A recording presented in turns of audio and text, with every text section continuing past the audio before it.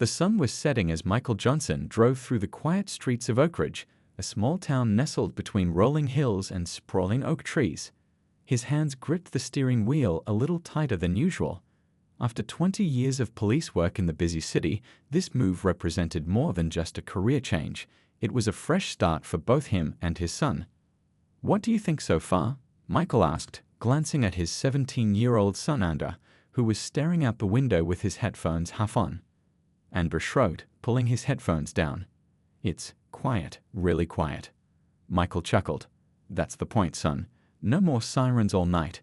No more wondering if I'll make it home from my shift." The U-Haul trailer rattled behind their car as they turned onto Maple Street, where their new home waited. Michael had accepted the position as the new chief of police in Oakridge 3 weeks ago, but he'd made a special request to the town council. He wanted time to settle in before the official announcement, get a feel for the place, understand its rhythms and people before stepping into the role. "Dad, are you sure about this?" Andra asked, his voice carrying the weight of uncertainty that had been hanging between them since they'd packed up their city apartment. "I was just getting comfortable at my old school.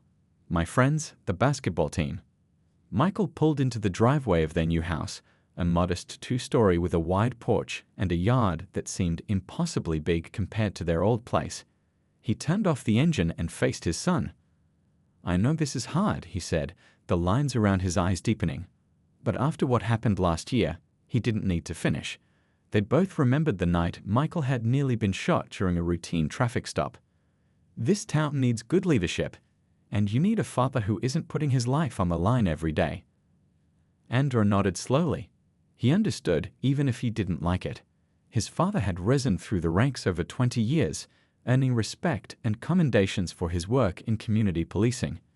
The offer to become chief of police was the culmination of decades of sacrifice. Plus, Michael added with a smile, trying to lighten the mood, "Your grades are good enough to get into any law school in the country. This place has one of the best high schools in the state." "If they even accept me," Andra muttered, reaching for his backpack. "They will," Michael said firmly, "and you'll show them exactly what you're made of."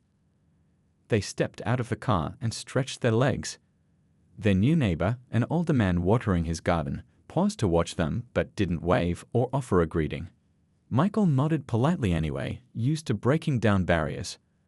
That evening, after unloading the essentials from their trailer, they sat on their new porch eating pizza from the only delivery place in town. The stars were brighter here than in the city, filling the sky with pinpricks of light. "You know," Michael said between bites, "my grandfather was a cop too. Back when things were a whole lot tougher for men who looked like us wearing a badge."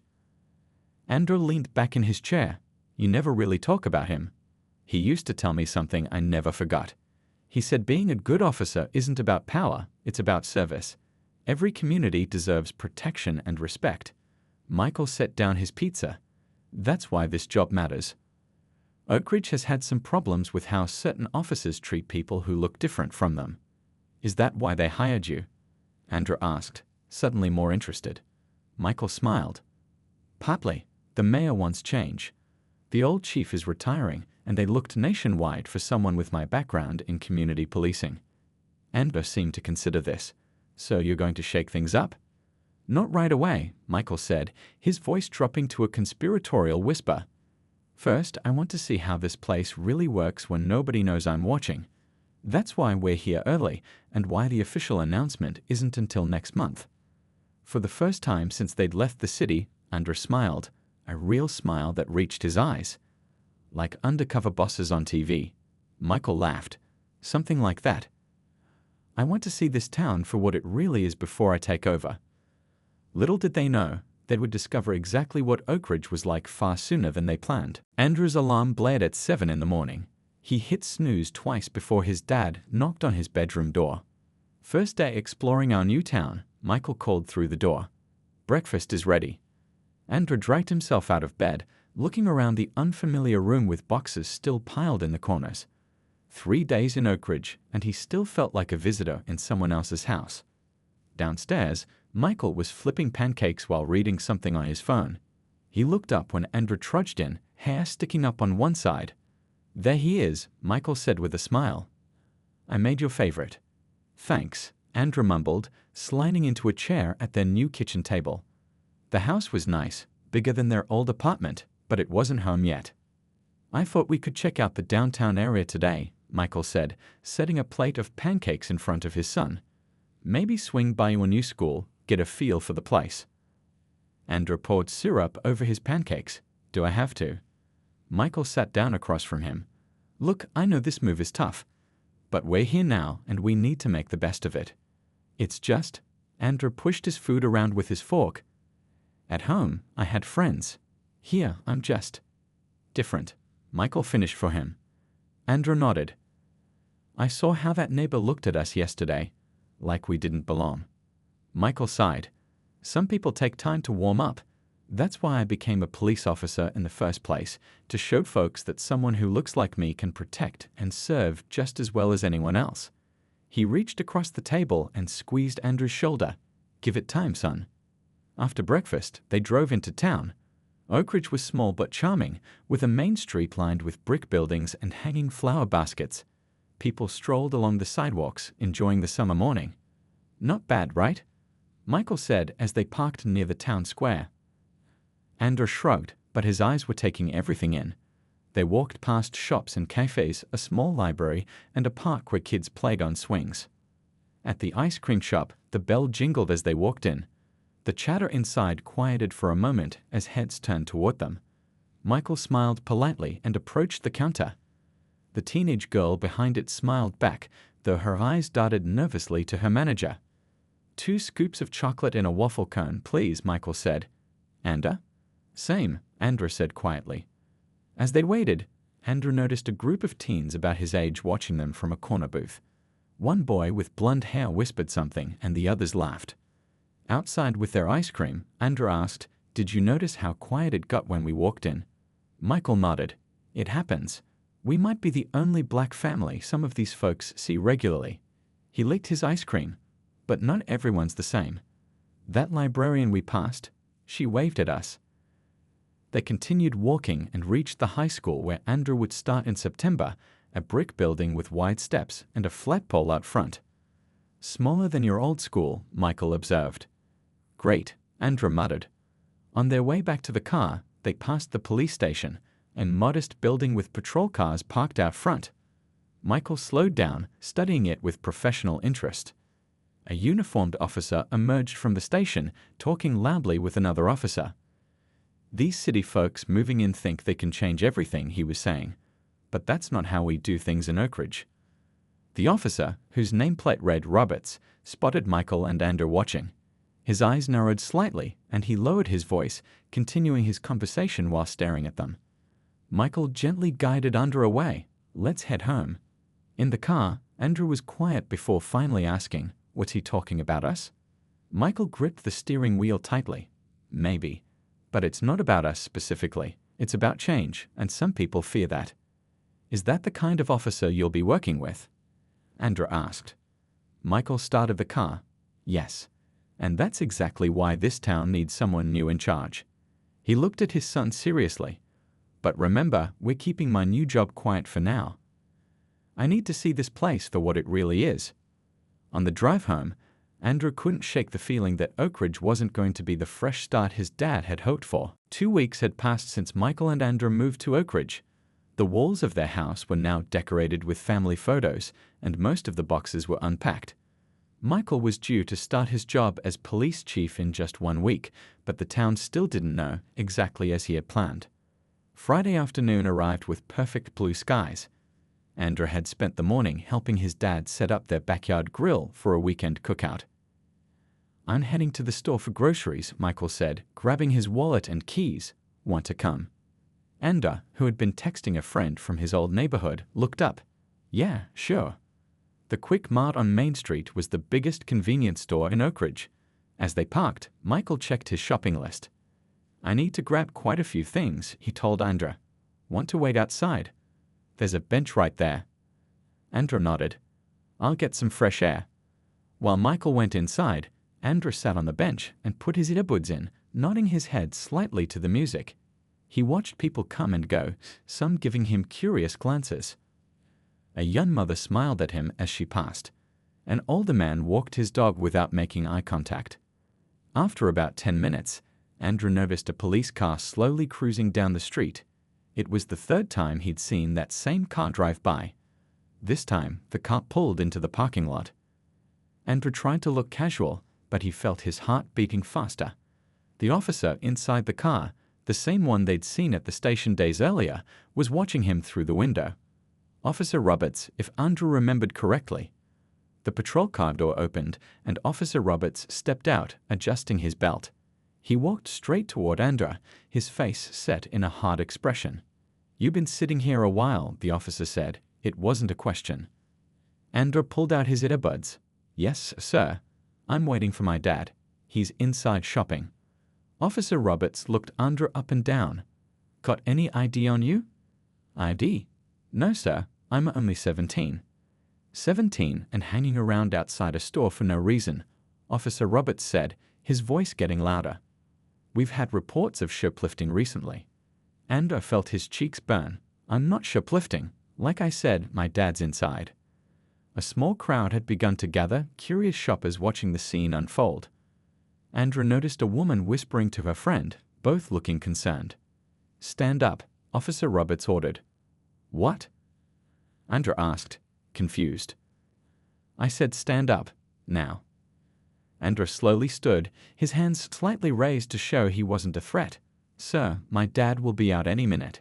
He's—" "Don't tell me what your dad is doing," Officer Roberts interrupted. "Empty your pockets."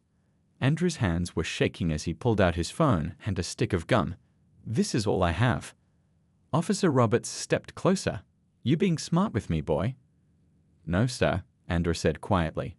"I'm just waiting for my dad." "Hands against the wall," Officer Roberts demanded, pointing to the brick wall of the store. "But I haven't done anything," Andrew protested, his voice rising with panic. Officer Roberts grabbed Andrew's arm, yanking him toward the wall. When an officer gives you an order, you follow it. Just then, the store doors slid open. Michael rushed out, carrying 2 grocery bags. He dropped them when he saw what was happening.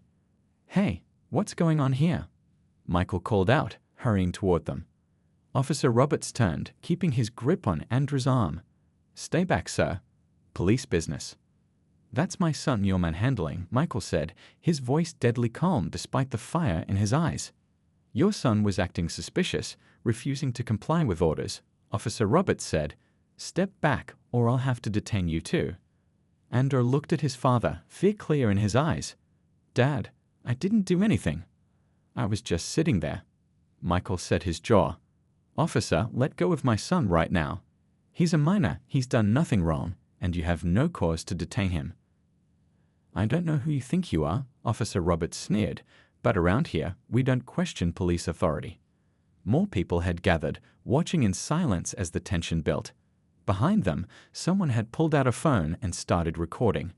No one realized that the situation was about to explode in ways that would change Oak Ridge forever. The crowd outside the Quick Mart grew larger as people stopped to watch. Officer Roberts still had Andrew pressed against the wall, while Michael stood a few feet away, his hands clenched into fists at his sides. "I'm only going to say this one more time," Michael said, his voice steady despite his anger. "Take your hands off my son." Officer Roberts glared at Michael. "And I told you to back up. This kid was loitering and acting suspicious." "I was just sitting on the bench," Andrew said, his voice shaking slightly, "waiting for my dad."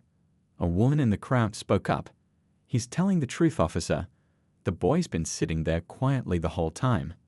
Officer Roberts ignored her. "Let me see some ID," he demanded, turning back to Andrew. "He already told you he doesn't have ID. He's 17, Michael said, taking a step closer. "But I have mine, and I can prove that's my son." "Stay back," Officer Roberts barked, suddenly pushing Andrew harder against the wall. Andrew winced. "Dad." "It's okay, son," Michael said, trying to keep his voice calm. "Officer, I'm reaching for my wallet, that's all." Michael slowly pulled out his wallet and held it up. "My name is Michael Johnson. That's my son, Andrew. We just moved here 2 weeks ago." Officer Roberts squinted at him. "Johnson, never heard of you." "Well, you're about to," Michael muttered under his breath. The officer's face darkened.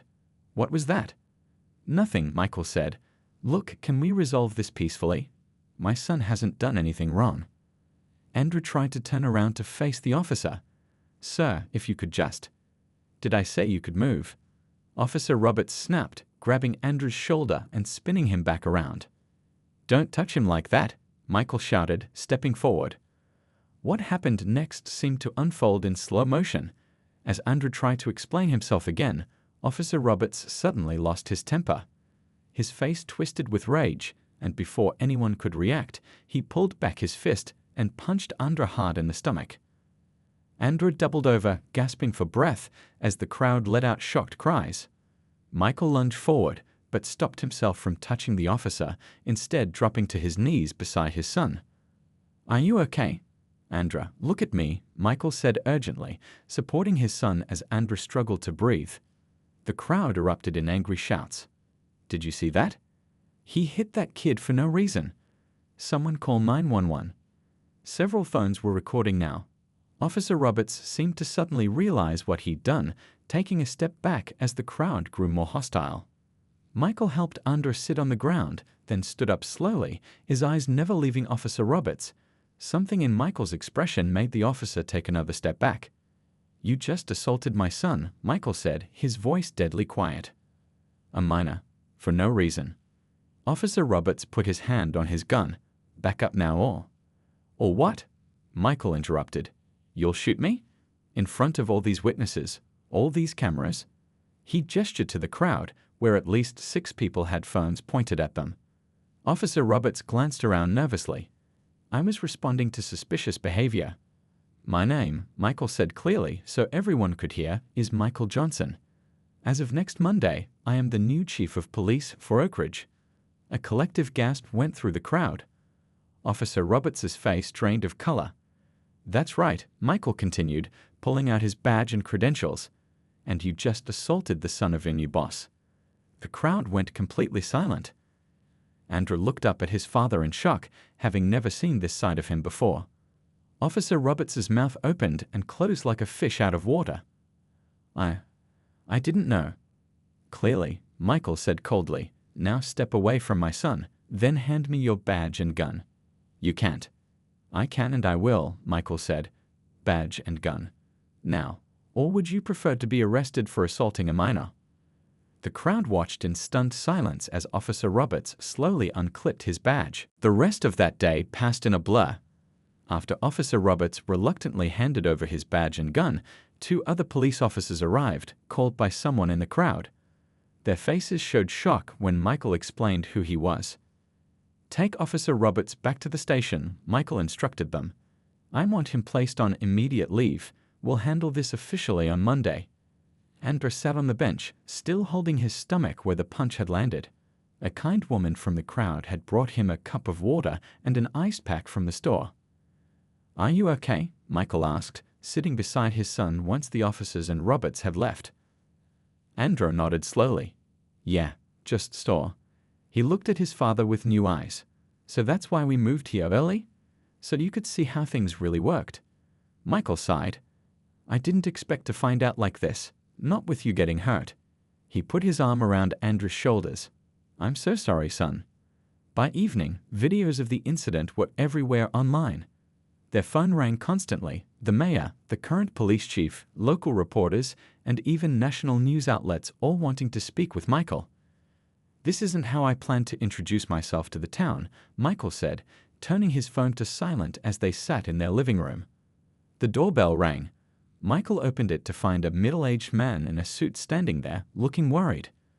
Mr. Johnson, I'm Mayor Wilson. May I come in? The mayor didn't waste time with small talk. First, let me say how deeply sorry I am about what happened to your son today. Officer Roberts's behavior was completely unacceptable. Andrew, sitting quietly in the corner of the room, just nodded. The current chief is processing his suspension papers as we speak, the mayor continued. But we have a situation brewing. Those videos have gone viral. People are gathering downtown, demanding action. Michael raised an eyebrow. What kind of action? They want Roberts fired. Immediately. The mayor wiped sweat from his forehead. The town council is meeting in an hour. We'd like you to be there, even though you don't officially start until Monday. Michael thought for a moment. I'll come. But first, I want to be clear about something. This isn't just about one bad officer. From what I've seen these past 2 weeks, Oak Ridge has a deeper problem. The mayor looked uncomfortable. We hired you because of your experience with community policing. We knew changes were needed. But you didn't expect those changes to start before I even took office, Michael said. At the emergency town council meeting, the room was packed. People stood along the walls, many holding signs demanding justice. When Michael walked in with Andra, the crowd went silent, then erupted in applause. The current police chief, a gray-haired man named Thompson, looked tired as he approached them. Johnson, he said, shaking Michael's hand. This isn't how I wanted to hand over the department to you. No, I imagine not, Michael replied. Chief Thompson turned to Andra. Young man, on behalf of the Oak Ridge Police Department, I want to apologize for what happened today. Andra looked the chief in the eye. Thank you, sir. But I'm not the only one who's been treated unfairly in this town, am I? The chief looked away, unable to answer. The mayor called the meeting to order and introduced Michael to the council and the crowd. When Michael stood to speak, you could hear a pin drop. My name is Michael Johnson, he began. In 3 days, I'll become your new chief of police. Today, my son was assaulted by one of your officers for simply sitting on a bench, waiting for me. He paused, looking around the room. I came to Oak Ridge early, before my official start date, because I wanted to see this town as it really is. Not as people would show it to the new chief, but as it truly exists for its citizens. Michael's voice grew stronger. And what I saw today tells me we have a lot of work to do. From the back of the room, a voice called out, "What are you going to do about Officer Roberts?" All eyes turned to Michael for his answer. The packed town hall fell silent, waiting for Michael's answer about Officer Roberts. Michael looked around the room, seeing anger, curiosity, and hope on the faces staring back at him. What am I going to do about Officer Roberts? Michael repeated the question. I'm going to make sure justice is served. But firing one officer won't fix the deeper problems in this department. Murmurs spread through the crowd. Some nodded in agreement, others frowned. Starting Monday, I'm ordering a full review of every complaint filed against the Oak Ridge Police Department over the past 5 years, Michael announced. Every traffic stop, every arrest, every incident report will be examined for patterns of bias. The current Chief Thompson shifted uncomfortably in his seat. Michael continued, Officer Roberts is suspended without pay pending a complete investigation, and yes, I will recommend termination. But I want to be clear, this isn't just about punishing one person, it's about changing a culture. A woman stood up from the middle of the room. My brother was wrongfully arrested last year by Officer Roberts. Nothing happened when we complained. That ends now, Michael said firmly. Part of our review will include reopening complaints that were dismissed without proper investigation. Andra, who had been quiet until now, suddenly spoke up. Dad, can I say something? Michael looked surprised but nodded. Andrew stood, still holding his side where the punch had landed. I've only been in Oak Ridge for 2 weeks, Andrew began, his voice a little shaky at first. Today was scary. That officer treated me like I was nothing, like I didn't deserve basic respect. But what's worse is thinking about people who don't have a dad who's about to become the police chief. His voice grew stronger. What happens to them?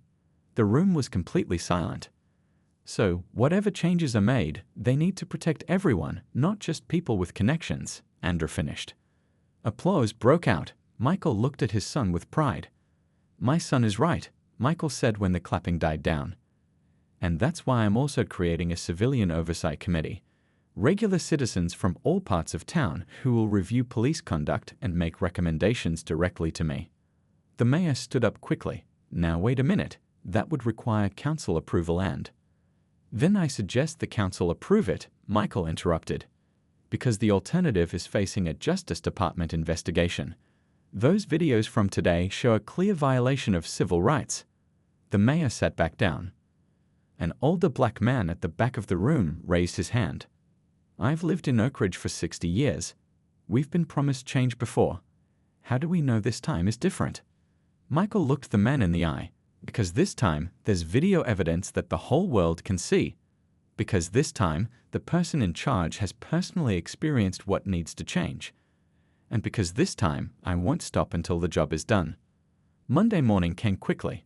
Michael arrived at the police station at 7 a.m., dressed in his full uniform for the first time. Officers watched him nervously as he walked in. In the main briefing room, the entire department had gathered. Some officers looked curious, others resentful. Michael stood at the front, next to Chief Thompson, who would officially retire at the end of the day. "Officers," Thompson began, "this is Chief Michael Johnson. As of today, he's in command." Michael stepped forward. "Thank you, Chief Thompson. I want to start by making something clear. I believe in good policing. I believe most of you joined the force to help people and make this community safer. Those of you who did, I'm here to support you." He paused to let that sink in. "But those of you who think the badge gives you power over people rather than responsibility to them, your days are numbered." The room was so quiet you could hear the ticking of the wall clock. On your desks, you'll find new department guidelines about use of force, racial profiling, and community engagement. These aren't suggestions, they're requirements. Michael handed a stack of folders to the sergeant in the front row. "Pass these out." As the folders made their way around the room, Michael continued, "The first file contains Officer Roberts' termination papers, which I signed this morning. The second is a notice about the Civilian Oversight Committee that begins next month." A young officer in the back raised his hand. "Sir, are we all being punished for what one bad officer did?" Michael shook his head. "This isn't punishment, it's progress, and it starts today." 6 months had passed since that fateful day outside the Quick Mart. Oak Ridge had changed in ways both big and small. On a bright Saturday morning, Michael stood at the podium in the town square. Behind him were the mayor, town council members, and a row of police officers in dress uniforms. Facing him was a crowd of townspeople gathered for the opening of the new community police center. 6 months ago, Michael began, "Many of you witnessed an incident that showed the worst of what policing can be. Today, I'm proud to say we're taking another step towards showing the best of what it can be." The crowd applauded as Michael cut the ribbon on the new building. What had once been an abandoned storefront was now a welcoming space where officers would hold regular community meetings and provide services to residents. Andrew stood in the front row, smiling at his dad. At 18 now, he wore a volunteer badge. He'd started a youth advisory program that met twice monthly with police officers to discuss issues facing young people in town. After the ceremony, a reporter approached Michael. "Chief Johnson, it's been half a year since the incident with former Officer Roberts.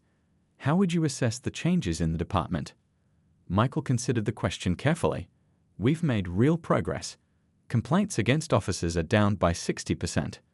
Response times in all neighborhoods are more equal. And last month, we had 20 new applicants to join the force, people who said they wanted to be part of what we're building here." "And what about Officer Roberts?"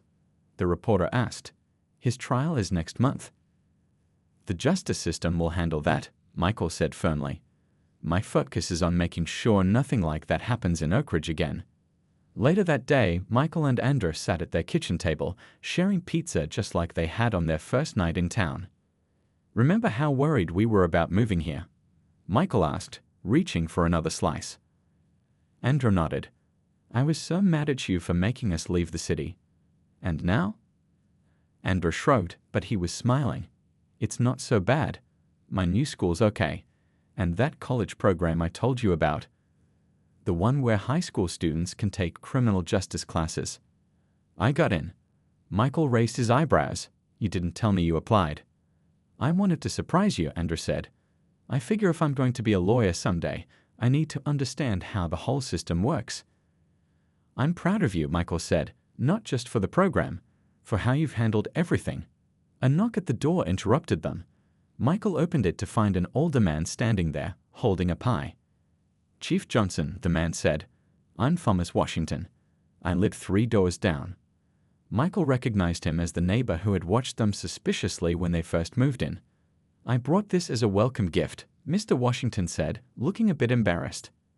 "I know you've been here a while now, but better late than never." Michael accepted the pie with surprise. "Thank you. Would you like to come in?" Mr. Washington nodded and stepped inside. When he saw Andrew, he hesitated. I owe you an apology, young man. When you folks first moved in, I wasn't very welcoming. Truth is, I've lived in this town my whole life, and I was suspicious of change. Andrew stood and extended his hand. No hard feelings. The older man shook it gratefully. Your dad's done good things here. Made me realize I had some old thinking that needed changing too. After Mr. Washington left, Andrew turned to his father. You know what's weird? Officer Roberts did us a favor in a way. Michael looked puzzled. How do you figure that? If he hadn't shown his true colors that day, you might have spent months trying to figure out what was wrong with the department, Andrew explained. Instead, everyone saw it right away. It forced people to choose sides, fix things, or defend the broken system. Michael nodded slowly. You might be right. That evening, they walked through their neighborhood. People waved and called out greetings, a far cry from the suspicious looks they'd received 6 months earlier. Does it feel like home yet? Michael asked. Andrew looked around at the tree-lined street, at the neighbors who now knew their names, at the town that was slowly healing and changing. Yeah, he said finally, it does.